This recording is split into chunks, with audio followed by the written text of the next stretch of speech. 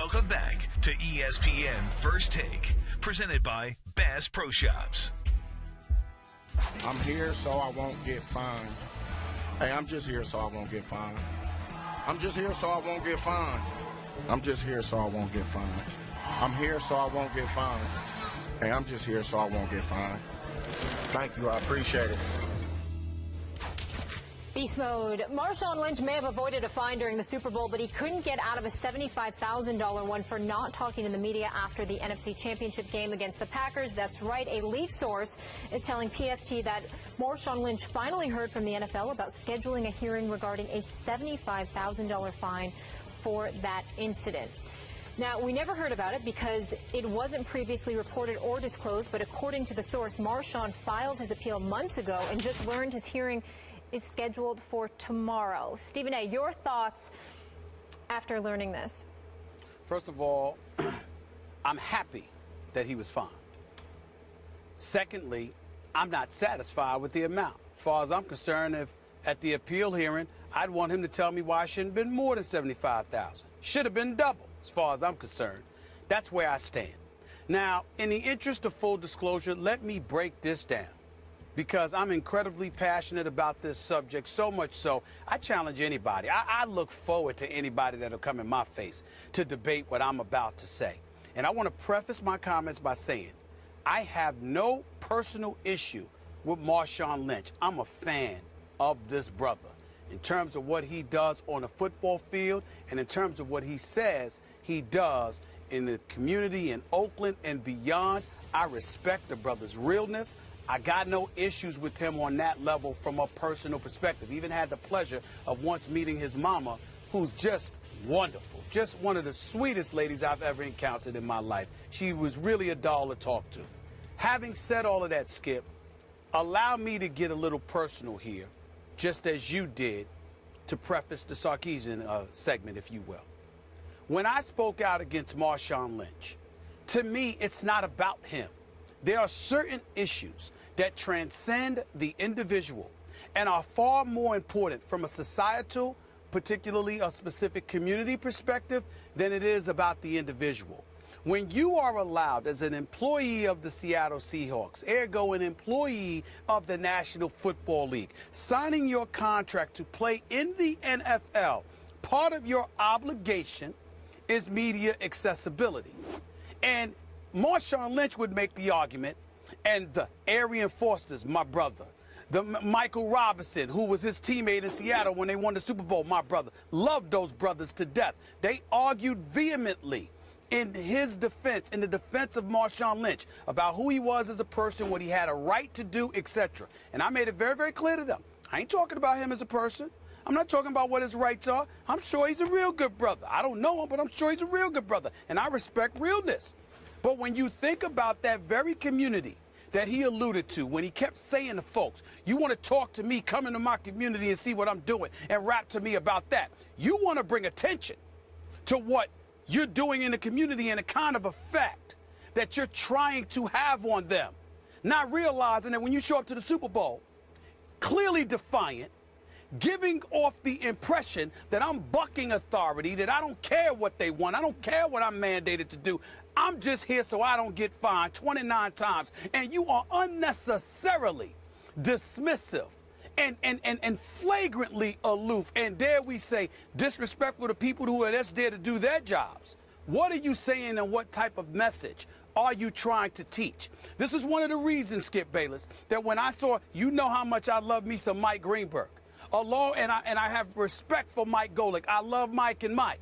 But I had a problem with them months ago when they were on the air laughing about how Marshawn Lynch played everybody. It wasn't intentional. They meant no harm by it. But as a black man, watching this brother conduct himself that way, knowing that there are a whole bunch of young cats on the come up who are going to emulate that behavior, thinking it's going to work for them. But you know what? They ain't Marshawn. They ain't 230, 240 plus pounds. They can't run a 4.3 in the 40. They can't do what he does. They damn sure ain't getting his money. How are you going to survive, if not, let alone prosper, if you are conducting yourself that way?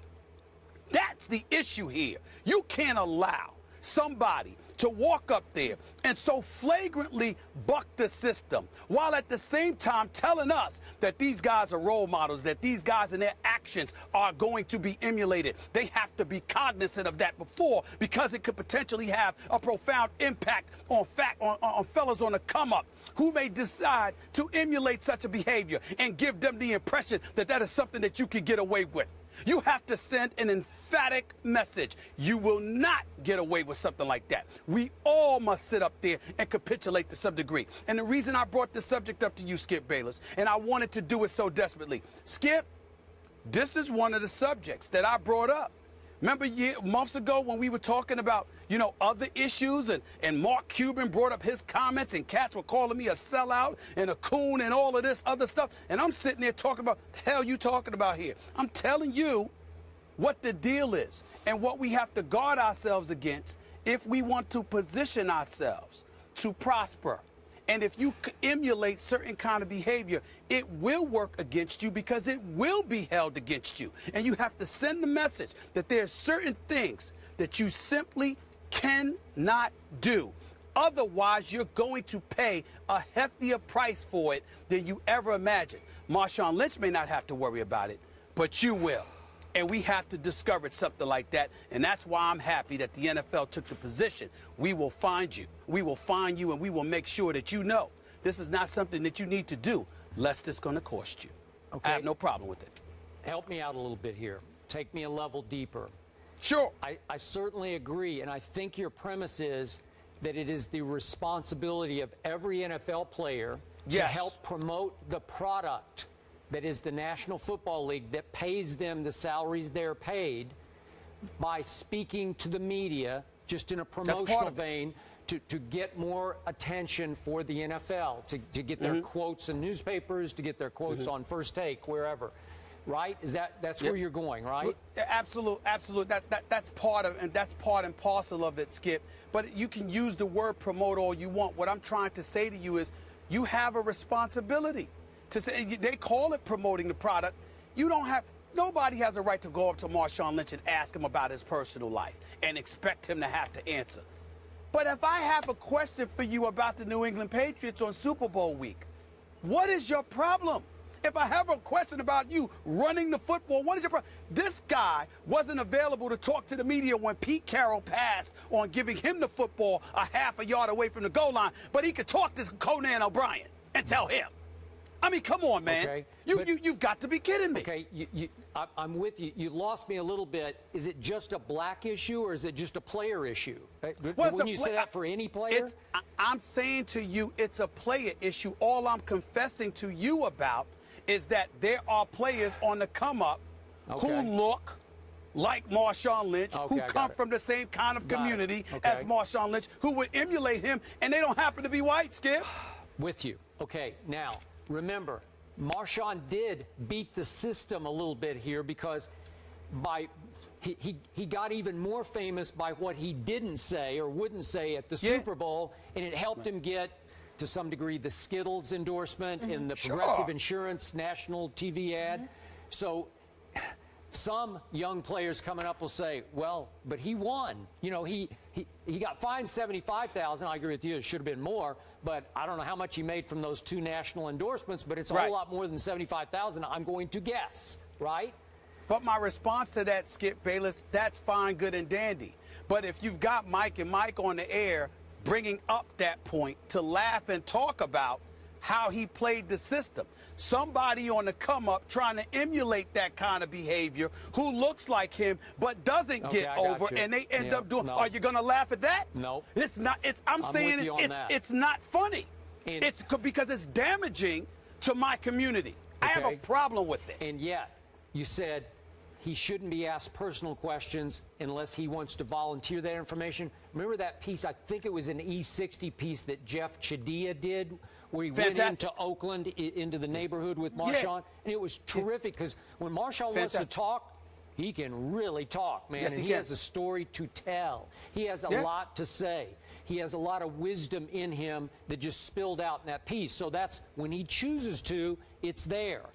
So, again, I like the example he set in that piece, and I don't know why he couldn't just carry that on into the Super Bowl week. I have no idea. I don't mean to say that the media doesn't have a right to ask you questions, because delving into you or whatever, they may have to ask you some personal questions. You have a right not to answer. But as it pertains to the sport play, Skip Bayless, LeBron James is the best basketball player in the world. LeBron James gets interviewed all the time. Do you really think LeBron James wants to do as many interviews as he has to do? Do you really think that LeBron wants to talk? Of course he doesn't. What about Dwayne Wade?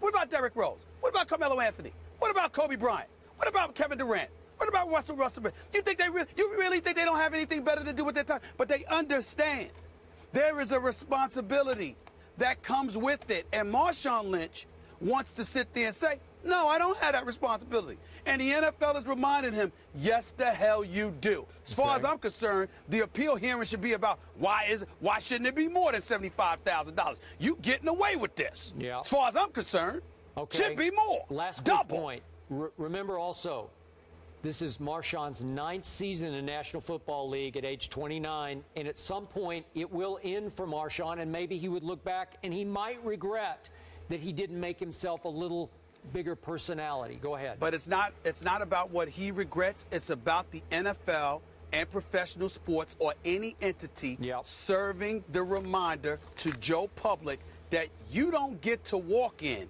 and just do what you want to do when you sign on board to be a part of this. You have to capitulate and acquiesce just like everybody else. That's what you have to send. Got it. Point made loud and clear, Stephen A. Thank you. And we go from one guy who doesn't want to talk to the media to another guy who is and maybe shouldn't be. Is Jake Gruden taking shots?